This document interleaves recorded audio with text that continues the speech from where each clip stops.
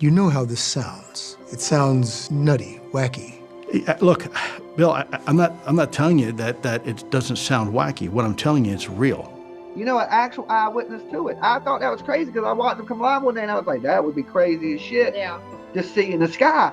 But if you look, the whole Tic Tac videos and all this shit, it's all being shot off the coast of Virginia Beach.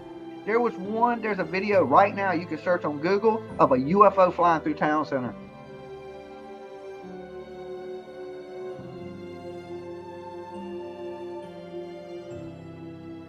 This is a security officer for the King's Best Mall off of Griggs Road, Houston, Texas. Me and many people saw this. The object moved northwest of Houston.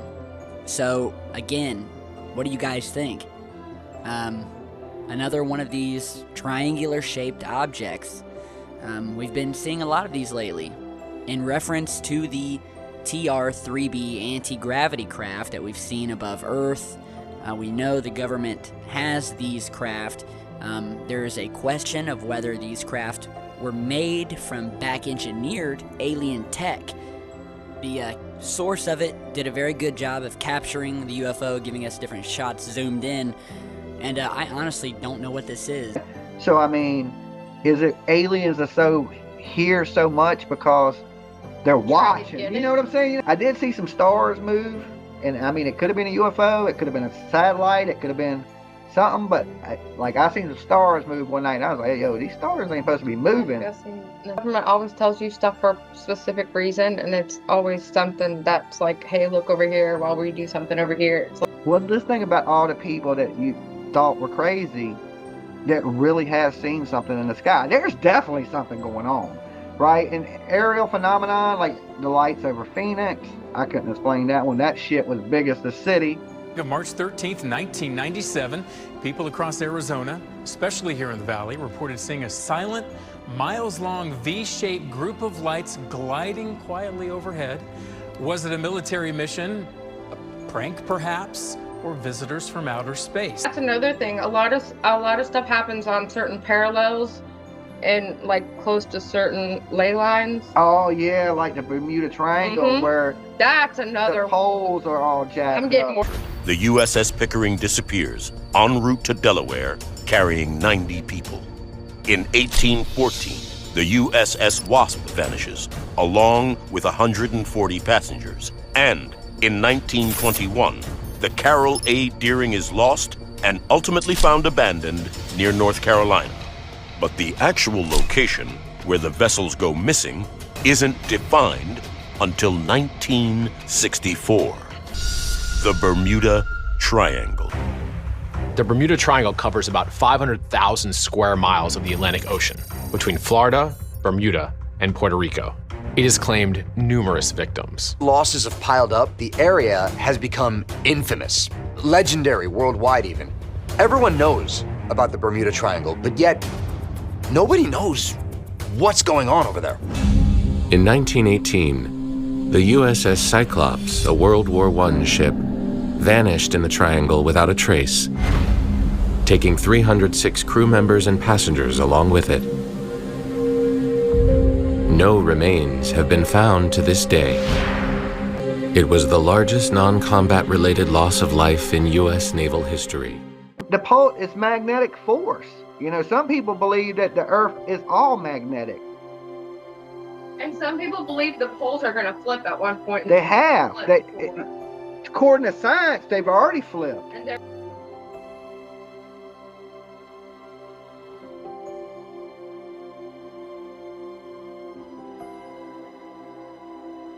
going to flip again.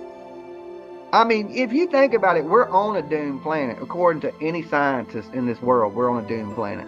That's why all smart people want to colonize Mars. With Elon Musk and Jeff Bezos racing to colonize Mars, you know there's going to be some sweet, sweet corporate sponsorships. Possibilities are endless.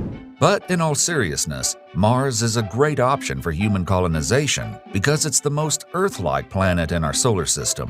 Because they know this planet's doomed. It's been doomed before. You know what I'm saying? Mass extinction. It takes one meteor the size of a damn Volkswagen Bug and there's no humanity anymore. That's it. Left the planet though.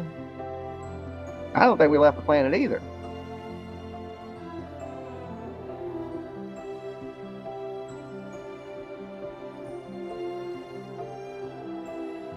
And you know what countermeasure, and this ain't no movie shit, you know what countermeasures we have for a meteor hitting us? Armageddon? None. Zero. There is. In Armageddon, we had one. Yeah, remember they were talking about let's shoot nuclear missiles at it, and he was like, all they had to do was break it up and it'll hit us in a million fucking pieces. What would we do about it? How would we detect it? But most importantly, would we be able to stop it? A simulated exercise of an asteroid impact, in which it turns out none of Earth's existing technologies could stop the asteroid from striking. Done. Boom, gone. But as humans, don't it seem like together as a world, we should have some countermeasure to try to protect our home as a whole? With the magnetic poles flipping. Yeah, we call earthquakes, tidal waves. I mean, if it instantly did, Did you see? Poles don't shift like that. They would slowly shift. No, they wouldn't. What if the sun went out? Us? No, we're just talking random stuff. We've been talking about this stuff, weird stuff, since dinner time. We went out to eat, was sitting around talking about us. All the time. That's kind of yeah, aliens and grifters, can't read. It's a doomsday thing. It's just reality. I mean, it's better to know about it than to all of a sudden just be dead. Hale said she's fried. Hey, Bullhorn Betty! Did you see that one wave that came out in California? Out of nowhere? I did see that. That was crazy. I did see that.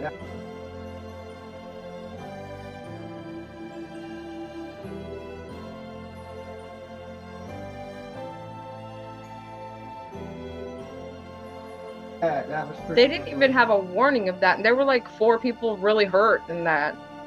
He's so cute. He's a little baby. Oh. They had light bulbs in Egypt times. And they knew how to levitate. And that's because now our pineal gland is clogged up? Is that what you're going to tell me next? They knew how to use frequencies to levitate. Right, because everything's frequency.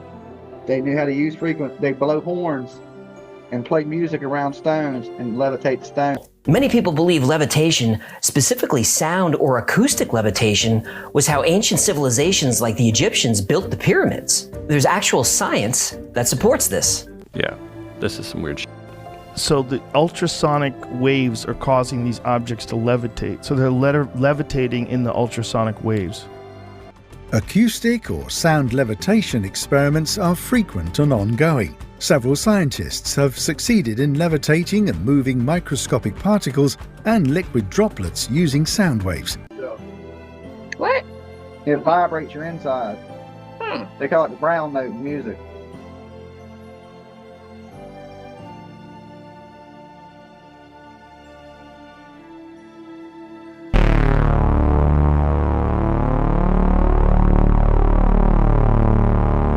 There's a dude. He's a mad scientist. His name is I believe it's John Hutchinson, and he started collecting old Army CB radios.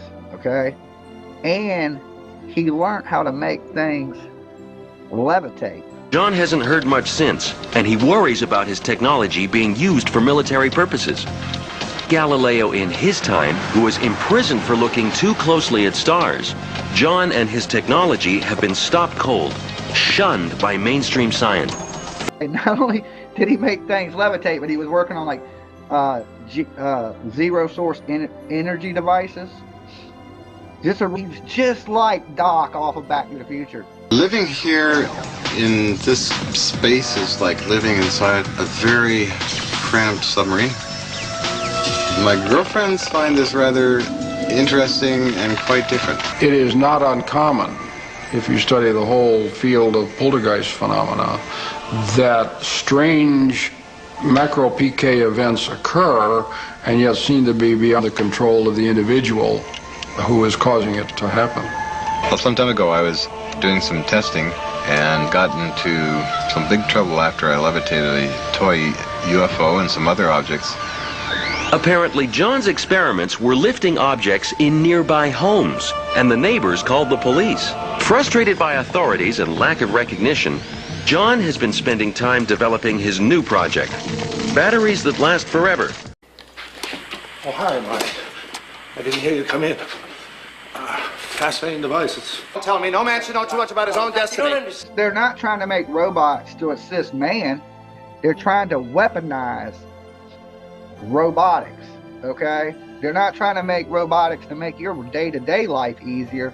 DARPA's trying to make an army of cyborg fucking robots. Most nightmare scenario I can imagine with AI and robotics is a world where robots have become so powerful that they are able to control or manipulate humans without their knowledge. Most realistic robot in the world, called Alex. Hello, I am Alex. Let's make friends.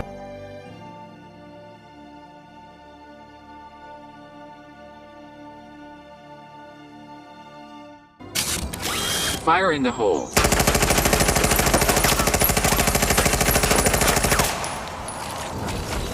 I'm alive. Everybody I want to sound like, right? Like, I can actually manipulate it to sound like you. Like, so when you can have people call you, it sounds just like your loved one, not be them. You know, AI is the devil. You know what I'm saying? Look at people using it already to troll on YouTube. The monumental instrument may soon provide tantalizing clues to our quest by detecting biosignatures in the atmosphere of distant alien worlds. So in this vast cosmic ocean, filled with galaxies, stars and planets, can we really be the only ones sailing?